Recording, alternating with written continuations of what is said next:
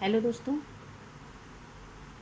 अगर आप BEd first year के स्टूडेंट हैं और आपको असाइनमेंट बनाना है शिक्षा में नाटक, कला, संगीत का क्या योगदान है, तो आपको यहाँ से ये मदद मिल सकती है। आप लिख सकते हैं, शिक्षा में नाटक कला का क्या योगदान है। सभी कलाओं की तरह नाटक छात्रों को नए तरीक़ों से संवाद करने और समझने की अनुमति देता है। नाटक एक ऐसी दुनिया में रहने और काम करने के लिए छात्रों को तैयार करने के लिए एक महत्वपूर्ण उपकरण है, जो पदानुक्रम के बजाय टीम ओरिएंटेड है। नाटक छात्रों को टॉलरेंस विकसित करने में भी मदद करता है। नाटकीय कला शिक्षा समस्या समाधान में रचना को उत्तेजित करने का एक महत्वपूर्ण माध्यम है। यह छात्रों को अपने विश्व के बारे में और खुद के बारे में बता सकता है। नाटकीय अन्वेषण छात्रों को भावनाओं, विचारों और सपनों के लिए एक आउटलेट प्रदान कर सकता है, जिनके पास अन्यथा व्यक्त करने का साधन नहीं हो सकता है। तो दोस्तों, आप पहले ये प्रस्तावना लिख लेंगे। इसके बाद कला की परिभाषा और विशेषताएं लिखेंगे। Definition of nature and arts. दुनिया में सभी व्यक्तियों का अभिव्यक्ति का तरीका प्रायः अलग अलग होता है। किसी भी अभिव्यक्ति वो दृश्य हो सकती है, किसी भी की श्रव्य, किसी की स्पर्शात्मक। जब एक शिक्षक इन भिन्न भिन्न अभिव्यक्ति के माध्यम से अपनी शिक्षण प्रक्रिया में शामिल कर लेते हैं, तब वे व्यक्ति की संप्रेषण क्षमता को और प्रभावी बनाने में सक्षम हो जाते हैं। अभिव्यक्ति कला शिक्षण का तात्पर्य कला, नृत्य, ड्रामा, कविता, रचनात्मक लेखन, चित्र आदि विधाओं के शिक्षण अधिगम की प्रक्रिया में उपयोग से है। कला की निम्न विशेषताएं होती हैं। इनकी विशेषताओं के बारे में आप लिख लेंगे। एक नवीन निर्माण करना, उस नवीन निर्माण का अनुभव करना, उस नवीन निर्माण के अनुभव की अभिव्यक्ति करना, कलाकार का कला निर्माण की प्रक्रिया में खो जाना, कलाकार के द्वारा कला प्रक्रिया का आनंद उठाना। तो दोस्तों, ये आप इसकी विशेषताएं लिखेंगे। कला की अद्वितीय विशेषताएं। कला की कुछ अद्वितीय विशेषताएं हैं। स्व अभिव्यक्ति, सेल्फ एक्सप्रेशन, सक्रिय सहभागिता, एक्टिव पार्टिसिपेशन, कल्पनाशीलता, इमेजिनेशन, मन एवं शरीर का संबंध, समूह भावना का विकास। छठा पॉइंट है नेतृत्व क्षमताओं का विकास। ठीक है दोस्तों, तो ये कुछ अद्वितीय विशेषताएं थी कला की। इसको आप लिख लेंगे अपने असाइनमेंट में। अब हम आते हैं कला के प्रकार। कला को दो भागों में बांट सकते हैं। पहला है प्रदर्शन कला, जिसको हम कहते हैं परफॉर्मिंग आर्ट्स। कला का वह प्रकार जिसमें शारीरिक भाव, संवादों एवं शारीरिक क्रियाओं के माध्यम से किसी विचार अथवा भाव को अभिव्यक्त किया जाता है। प्रदर्शन कला के दौरान भाव, विचार, कहानी आदि का संप्रेषण थिएटर के विभिन्न अवयवों यथा अभिनय, पहनावा, दृश्यों, संगीत, आवाज़ एवं संवाद के माध्यम से किया जाता है। प्रदर्शन कला के दो प्रकार हैं। रंग कला यानी ड्रामा, नृत्य कला, डांस। कला का दूसरा प्रकार है दोस्तों दृश्य कला। पहला प्रदर्शन कला, दूसरा दृश्य कला। Visual arts. दृश्य कला चित्रात्मक निर्माण के द्वारा रचना एवं संप्रेषण का एक सशक्त माध्यम है। यह एक अद्वितीय सांकेतिक क्षेत्र है एवं एक ऐसा विषय है जिसकी अपनी विशेष अपेक्षाएं एवं अधिगम है। दृश्य कला बच्चे को काल्पनिक जीवन एवं वास्तविक संसार के बीच स्वस्थ संबंध बनाने में एवं अपने विचारों, भावनाओं एवं अनुभवों को दृश्य रूप में नियोजित करने एवं अभिव्यक्त करने में मदद करता है। पहला पॉइंट है चित्रकला यानी ड्राइंग। रंग एवं painting, colour and painting. Print, मूर्ति कला, क्ले एंड स्कल्पचर। रेत चित्रकला, सैंड ट्रे आर्ट। कला की कुछ परिभाषाएं लिख देंगे आप। अरस्तु के अनुसार कला अनुकरण है। रविन्द्रनाथ टैगोर के अनुसार जो सत्य है, जो सुंदर है, वही कला है। रॉले के अनुसार कला कल्पना की अभिव्यक्ति है। इस तरह आप यहाँ पे कुछ परिभाषाएं ऐड कर देंगे।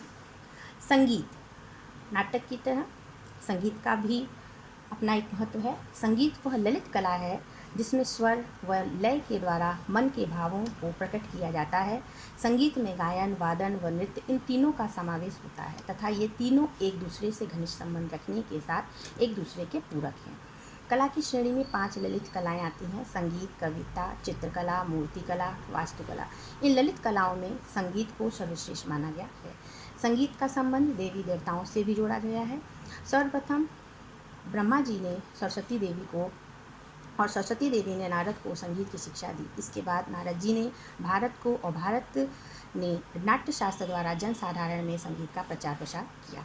इससे मनुष्य अपने सूक्ष्म भावों को शीघ्र व्यक्त कर सकता है। संगीत से पशु पक्षी तथा मनुष्य ही नहीं, भगवान भी प्रसन्न होते हैं। संगीत शब्द गीत शब्द में सम उपसर्ग लगाकर बना है। सम यानी सहित और गीत यानी गायन के सहित, अर्थात अंगभूत क्रियाओं एवं वादन के साथ किया हुआ कार्य संगीत कहलाता है। तो आप इस संगीत का ये प्रस्तावना इस तरीके से लिख सकते हैं। इसके बाद दोस्तों आप लिखेंगे स्वतंत्र भारत में संगीत। सन 1947 में भारत की स्वतंत्रता के बाद जब से अपनी राष्ट्रीय सरकार स्थापित हुई है, तब से देश में संगीत का प्रचार प्रसार तेज़ी से बढ़ रहा है। जगह जगह स्कूल कॉलेजों के पाठ्यक्रम में सम्मिलित होता जा रहा है तथा कुछ विश्वविद्यालयों में एमए में की जो है सब्जेक्ट के रूप में भी इसे रखा गया है और संगीत में पीएचडी की उपाधियां भी मिलने लगी हैं। संगीत की अनेक शिक्षण संस्थाएं विभिन्न नगरों में सुचारू रूप से चल रही हैं। तो ये आप बच्चों संगीत के बारे में लिखेंगे। इसके बाद नृत्य के बारे में प्रस्तावना लिखेंगे। नृत्य का क्या अर्थ है? नृत्य भी भारतीय अभिव्यक्तियों का एक रहस्यमय प्रदर्शन है। यह एक सार्वभौमिक एकता है जिसका जन्म मानव जीवन के साथ हुआ है। बालक जन्म लेते ही रोकर अपने हाथ पैर मारकर अपने भाव व्यक्त करता है कि वह भूखा है। इन्हीं आंगिक क्रियाओं से नृत्य की उत्पत्ति हुई है। यह कला देवी देवताओं, दैत्य दानवों, मनुष्यों और पशु पक्षियों को अति प्रिय है। भारतीय संस्कृति एवं धर्म के इतिहास से कई ऐसे प्रमाण मिलते हैं कि जिससे सफल कलाओं में नृत्य कला की श्रेष्ठता सर्वमान्य प्रतीत होती है। आप ये नृत्य का प्रस्तावना लिख लेंगे। इसके बाद आप लिखेंगे भारतीय नृत्य के प्रकार।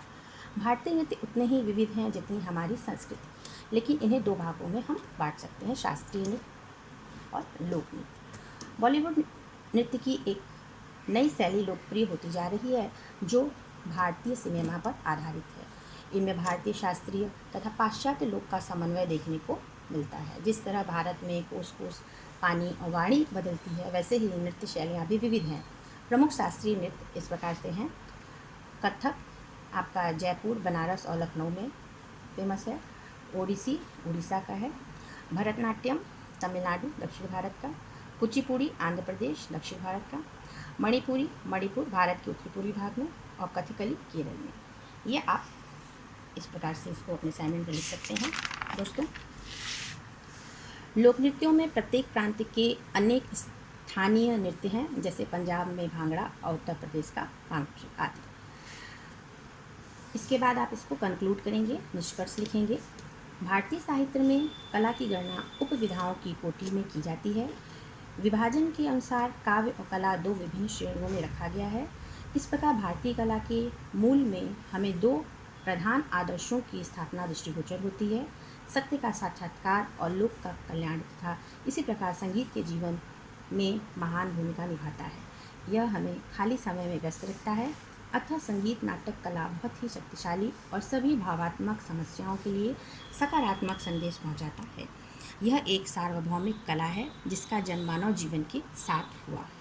अतः इन सभी क्रियाओं को स्पष्ट रूप से देखते हुए ये सभी प्रक्रिया आधुनिक समय में भी प्रचलित है और नाट्य कला, संगीत, नृत्य वर्तमान समय में आगे बढ़ रहे हैं और इन्हें आगे की ओर अग्रसर करने के लिए पुरस्कृत भी किया जा रहा है।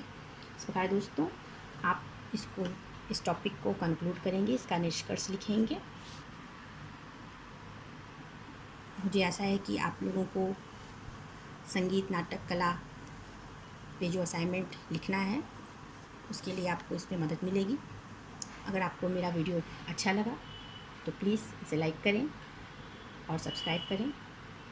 Thank you.